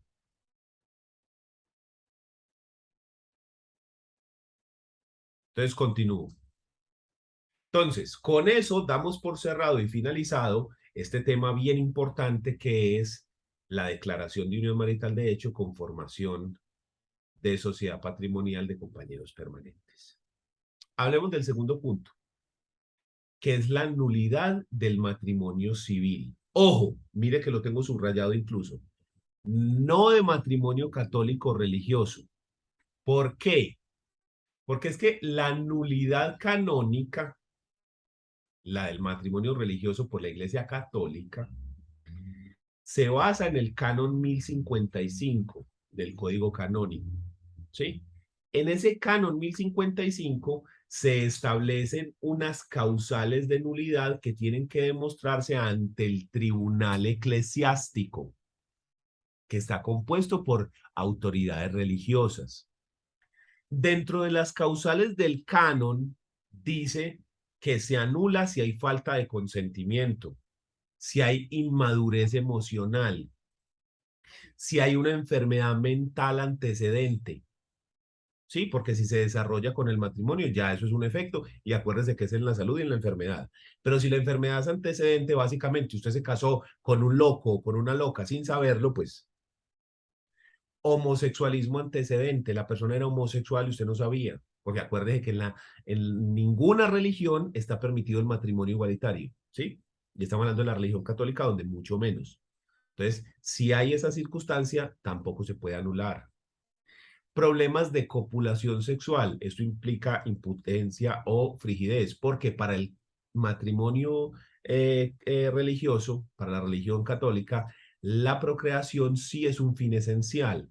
Entonces, si es un fin esencial y no se puede por alguna circunstancia, entonces ahí tenemos un problema. Renuncia a la procreación, la persona no quiere procrear, no quiere, ¿sí? Ya que no puede, después, por ejemplo, personas que se casan ya muy mayores, en ese caso no podemos hablar de eso porque no hay posibilidad física. Pero si la persona no quiere procrear y la otra persona sí, entonces ahí también se puede anular por lo que decíamos de que la procreación es un fin último. Estamos hablando del matrimonio religioso, ¿sí? O la falta de competencia del sacerdote o la disparidad de cultos, es decir, casarse con persona que no es de la religión católica. Estas causales son las causales de nulidad canónica. Estamos. Esto se expone ante el tribunal eclesiástico. Si se expone ante el tribunal eclesiástico, se puede lograr demostradas, se puede lograr la nulidad canónica y usted podría volverse a casar, pero por la religión católica estamos hablando. La cuestión está en que las causales de nulidad del matrimonio civil son otras diferentes. Y esas nulidades las encontramos en el Código Civil colombiano en el artículo 140, este que está viendo usted acá. En este artículo 140 dice: el matrimonio es nulo y sin efectos en los siguientes casos. Primero, cuando ha habido error acerca de las personas de ambos contrayentes o la de uno de ellos. Y aquí puede ser error en la persona desde muchos puntos de vista. Por ejemplo,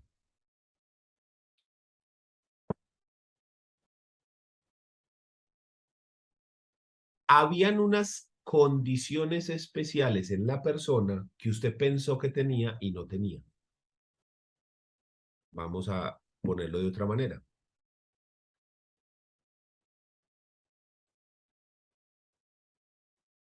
Usted pensaba que el cónyuge era un ganadero y resultó ser un narcotraficante. Usted estaba convencida que era un ganadero y le salió mandarinero. ¿Sí? Ahí hay un error. Porque usted pensaba que estaba casando con una persona y... ¿Sí? Lo mismo que cuando hay problemas con la identidad. Pensábamos que era Juan y resulta que era Pedro. No, eso no es muy común, pero puede ocurrir. Recordemos también que estas normas son muy viejas y que estas normas también incluyen supuestos de hecho que no se presentan en los matrimonios de hoy en día. Hablemos de que los matrimonios hoy en día son matrimonios en el que las dos personas por amor dicen, venga, casémonos, estamos.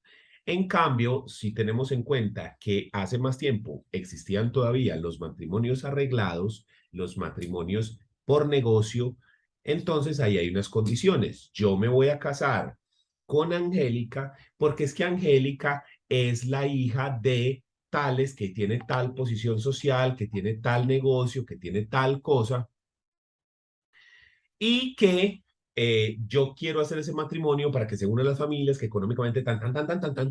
En caso de que no se conozca eso o que eso no sea cierto, entonces está más pensado desde ese punto. Hoy en día todavía se puede hablar de error en la persona en casos como los que les comenté, aunque es más complejo de que esto se dé, sí, es más difícil, porque estaba pensado para otro momento histórico. Segundo, cuando se ha contraído entre un varón menor de 14 años y una mujer menor de 14. Aquí hay varias cosas. Recordemos que antes existía la diferencia de que las mujeres se podían casar después de los 12 y los hombres después de los 14 por aquello de que el desarrollo cognitivo de los hombres y las mujeres es diferente, siendo las mujeres más rápidas en alcanzar una madurez cognitiva y emocional que los hombres. ¿Cierto? Incluso física, la madurez física de la mujer es más rápida que la de los hombres. Y algunos dicen que para los hombres no llega nunca, ¿cierto? Que siempre somos inmaduros. Y algo de razón tiene. Pero en ese evento entonces se generaba esa discrepancia de edades de 12 y 14. Pero se ha establecido ya un estándar y dijimos que no, hablemos de 14 para todo el mundo y nos evitamos problemas.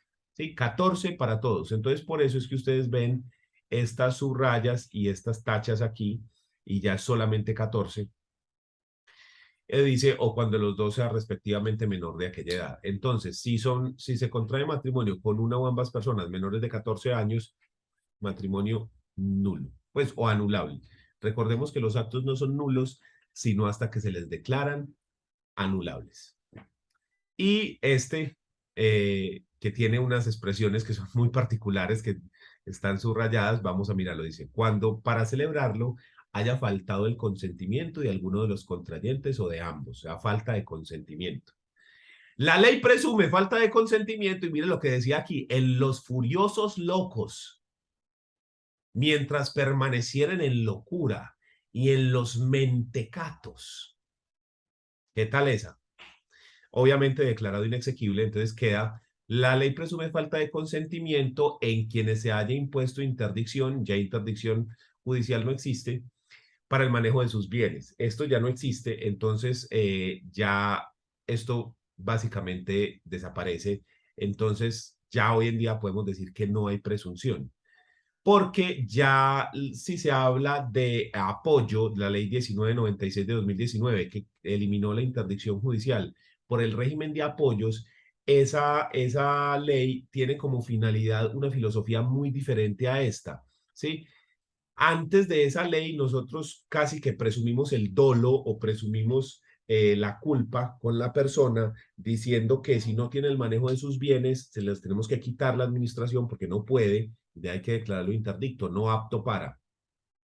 En cambio, con el apoyo, decimos que la persona puede tener un problema, pero lo que necesita es un apoyo, una persona que le ayude a comprender los efectos de sus actos y que tiene al fin y al cabo derecho a equivocarse. Entonces, es una norma que está basada en unos principios diferentes por los cuales yo puedo decir, aunque no está expreso ahí, no está derogado, eso está vigente, puedo decir, sin temor a equivocarme, que hoy en día esta presunción ya no existe, toda vez que ese régimen desapareció. Todavía existen interdicciones, las que se generaron antes del 2019, que la misma ley 1996 dice que deben revisarse, pero mientras que esa ley siga vigente, entonces podemos decir que se sigue presumiendo esto. Si la persona en estado de interdicción, que no se ha cambiado por apoyos o que no se ha eliminado, se casa, pues podemos presumir este punto. Listo, el numeral cuarto fue derogado y el numeral quinto quedó así. Cuando se ha contraído por fuerza o miedo, que sean suficientes para obligar a alguno a obrar sin libertad, bien sea que la fuerza se cause por el que quiere contraer matrimonio o por otra persona. Entonces no es como en las caricaturas de que se casa conmigo, ¿sí? O que otra persona obligue a esa persona a casarse, como lo que ocurría con que quedó en embarazo, pues se casa con esa persona porque si no, ¿sí?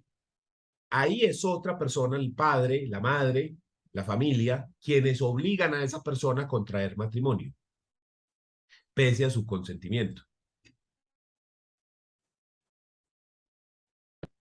Entonces, aquí nos dice que esa fuerza no necesariamente tiene que ser ejercida por el cónyuge, sino que puede ser ejercida por otra persona. Y dice, la fuerza o miedo no será causal de nulidad de matrimonio si después de disipada la fuerza se ratifica el matrimonio con palabras expresas o por la sola cohabitación de los consortes.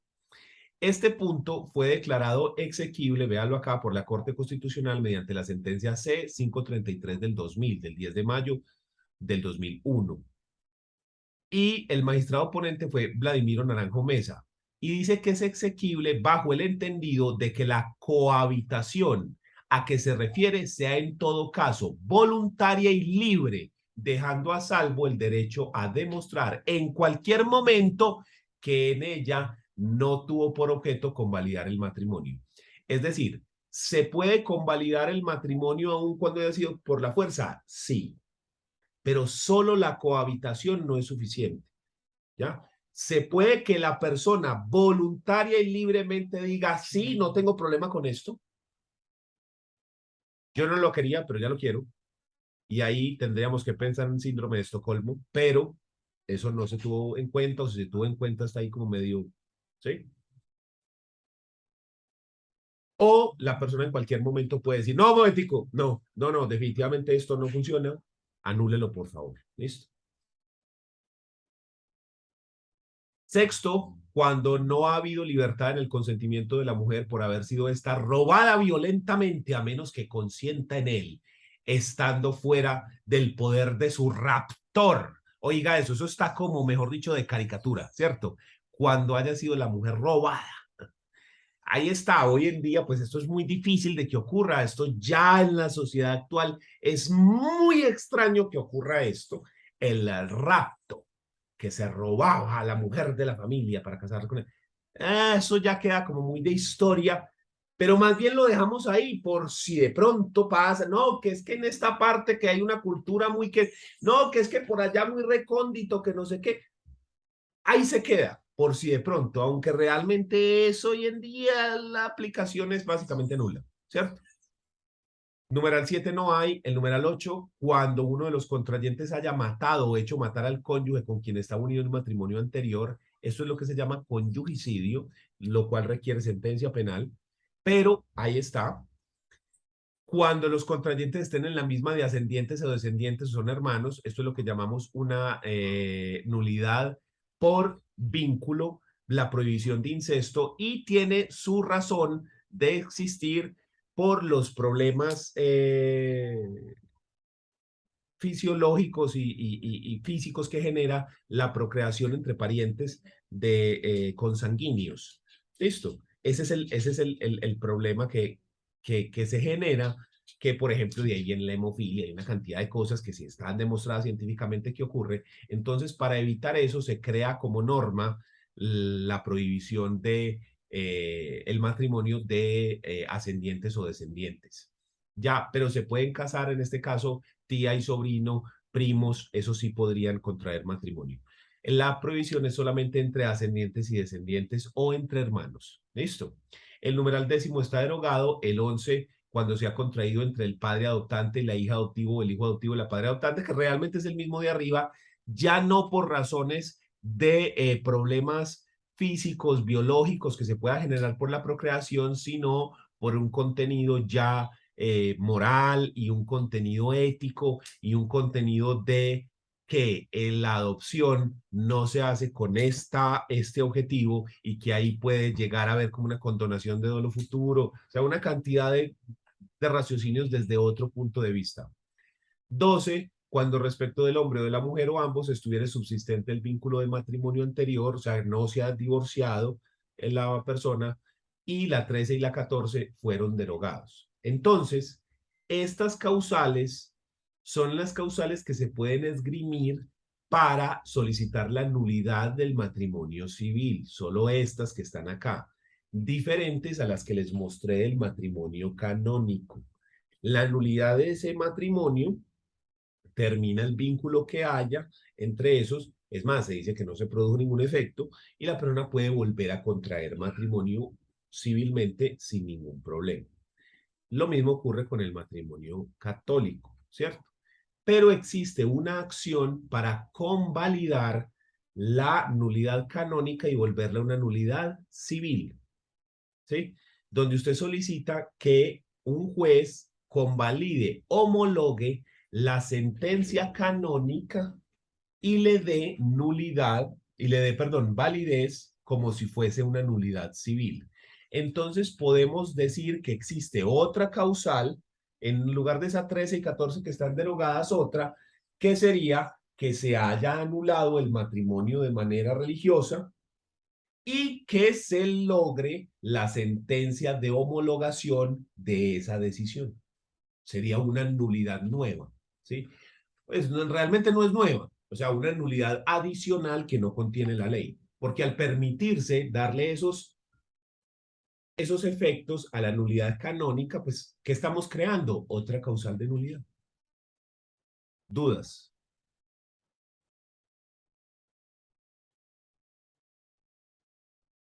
Muy bien, entonces vamos a dejar ahí por hoy.